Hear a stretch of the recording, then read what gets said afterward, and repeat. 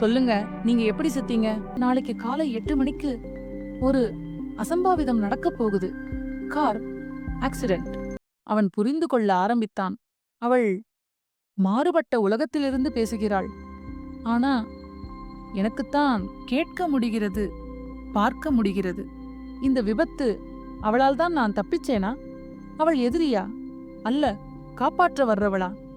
அவளுடன் மீண்டும் பேசணும், நன்றி சொல்லணும் என்று நினைத்தான். ரிசப்ஷன் வந்தான். சுற்றி பார்த்தான். சில நிமிடங்களில் அவள் அதே இருக்கையில் அவள் புன்னகைத்தாள், அமைதியோடு. அந்த விபத்து உனக்கு முன்னாலே எப்படி தெரிஞ்சது? அவன் கேட்டான்.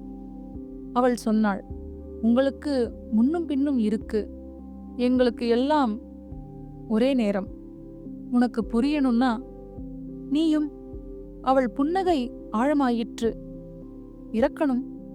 ஆனந்த் முகம் சுருங்கியது. உன்னை அந்த விபத்திலிருந்து காப்பாத்தினதுக்கு நன்றி சொல்லவில்லையா? அவள் விளையாட்டாய் கேட்டாள். அவன் நடுங்கி, ஐ எம் சாரி, ரொம்ப நன்றி என்றான்.